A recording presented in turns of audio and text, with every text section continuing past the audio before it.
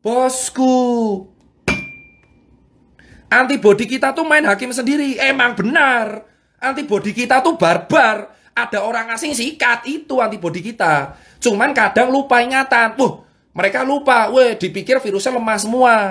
Nah, antibodi kita itu kalau kuat, kalau kita terbiasa kena infeksi. Satu, atau kedua, makan enak. Makanya kenapa ada berkata, kenapa gelandangan nggak pernah kena COVID? Kenapa orang gila nggak pernah kena COVID? Kenapa orang-orang nggak pernah kena, yang jalanan nggak pernah COVID? Karena mereka terbiasa hidup di lapangan yang infeksinya jauh lebih gila, bro. Bro, di lapangan kuli itu infeksi lebih gila. Hepatitis A, herpes zoster, terus hepatitis B, C, D, E, F, G, H, DBD ada 4. Wah, H1N1. Wah, gila, bro. Makanya orang-orang lapangan kuat. Nah, sekarang kan kalian tahu. Makanya saya bilang, lah swab itu gimana? Karena virusnya tuh nempel di sini, bro. Di sini loh virusnya itu. Virusnya tuh nempel di sini. Makanya sama di hidung, makanya swab.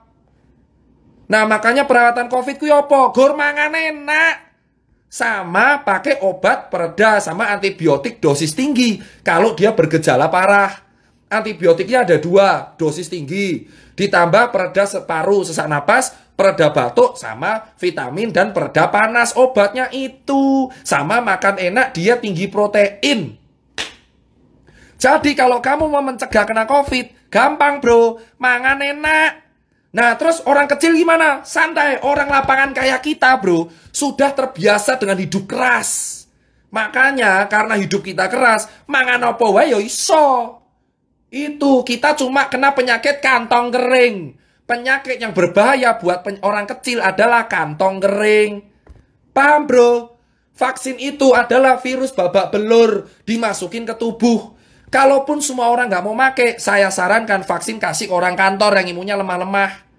Makanya klaster kantor paling utama. Kenapa? Urepe gor lungguh, main laptop. Kena bro. Bedain sama orang lapangan. Makanya COVID ini adalah bukti.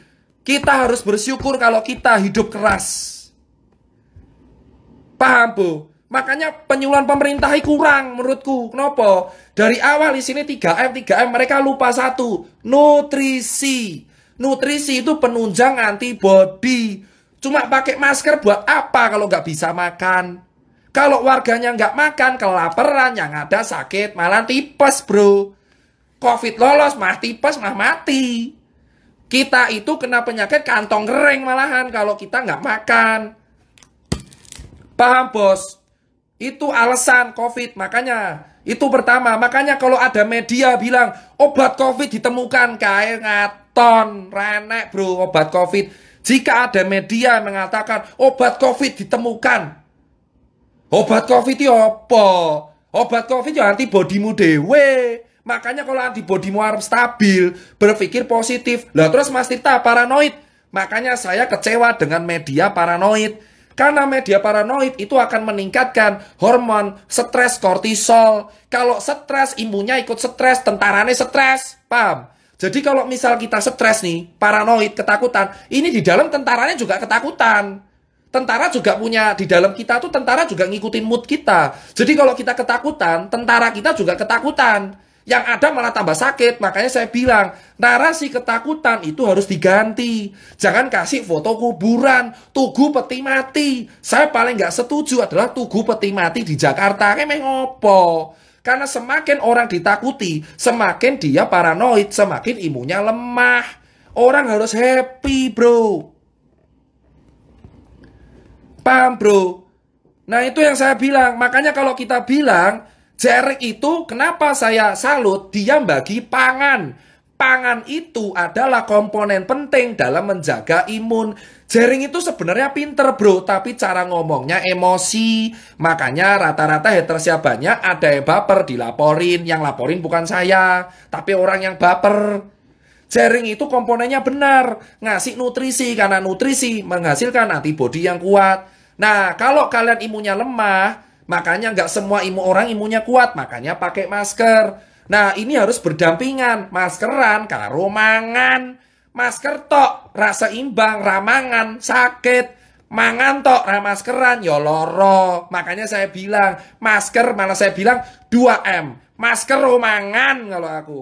Masker romangan titik, masker romangan, masker romangan, masker romangan titik. Maskeran romangan rampung. Wes, Bro, wis intine kuwi tok.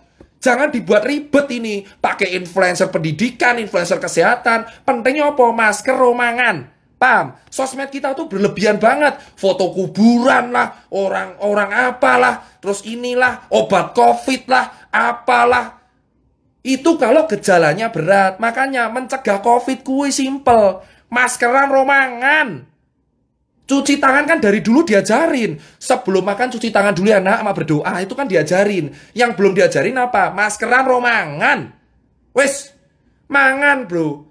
Nek kowe duwe rezeki, bagilah sesamamu. Makanya saya bilang, bersyukurlah yang hidup keras. Karena dengan hidup keras, imun kita kuat. Mangan obatnya kuwi mangan. Sumpah, obat COVID apa? Mangan enak. Makan enak, bro. Wes, tidak usah kamu pantang-pantangan. Mangan aja, bro. Sakarepmu, saenakmu, pokoknya mangan, bro. Stop kamu bicara lihat negatif-negatif. Mending ngobrol mangan, masker, mangan, masker, rampung. Kerja, mangan, masker. Kerja, mangan, masker. Wes, ngopo? Kalau burger, makanya itu caranya. Jadi kalau ada yang bilang obat COVID ya dirimu dewe kok. Gak usah dilebih-lebihkan. Obat yang kalian kenal itu obat pengurang gejala. Itu maksud saya, bro. Makanya saya selalu menekankan ke publik dan ke pemerintah daerah, kepala daerah, kalau kamu cuman edukasi protokol, tapi wargamu nggak makan, malah percuma. Yang penting tuh nutrisi, maskeran, rampung, selaras. Mangan. Dan vaksin itu adalah COVID babak belur. COVID digebuki, lebok ke tubuh, gebuki nek. Dadi antibody. Nek kowe ra gelem vaksin, ya wis penting mangan. Itu yang pertama. Kedua, kenapa? Ini saya bilang, sekarang jelas. Kenapa ada, jadi gini, kalian sadar tidak? Sebenarnya, Indonesia tuh menerapkan herd immunity secara kita nggak sadar.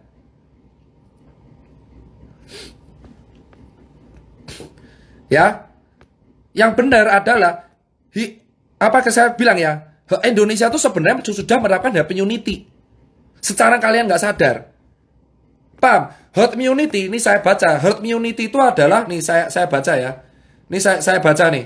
Herd immunity, saya bawa datanya nih. Mana herd immunity. Nih, herd immunity adalah, ini saya baca sumbernya dari Mayo Clinic. Di Mayo Clinic, saya akan lihatkan.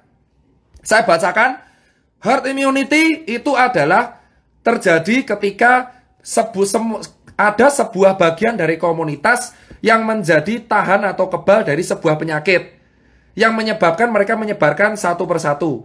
Syarat dari herd immunity ada dua. Pertama, vaksin.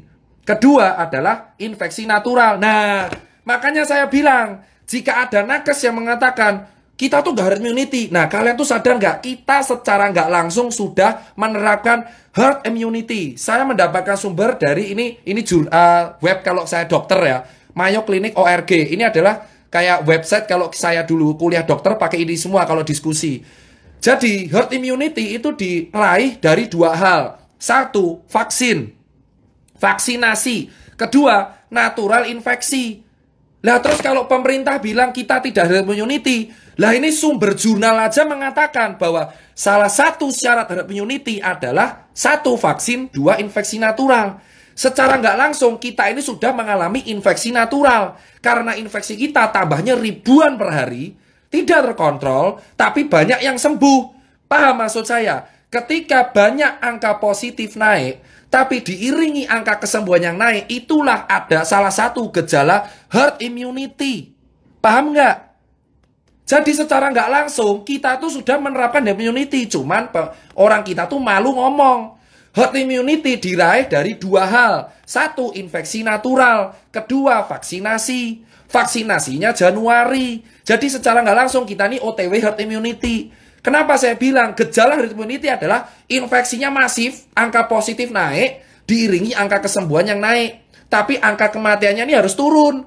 Kalau angka kematian turun, berarti kebal. Orang sakit auto sembuh. Nah, angka kematian kita tinggi. Nah, itu yang diaudit, tanda tanya. Kenapa angka kematiannya tinggi? Apakah datanya benar emang matinya tinggi? Atau memang dia komorbid? Atau straight karena COVID? Itu yang dievaluasi, bosku. Kemana aja 7 bulan? Ini 7 bulan kemana aja? Ini 7 bulan. Saya nerangin ke orang awam aja bisa. Kenapa kita malas mengakui kita tuh sudah herd immunity? Gak usah malu-malu.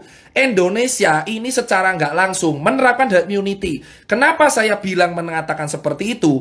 Dari Mayo Clinic ORG, salah satu website sumber kalau anak kedokteran belajar, itu dikatakan syarat herd immunity ada 2. Nih saya bilang, saya lihat sendiri.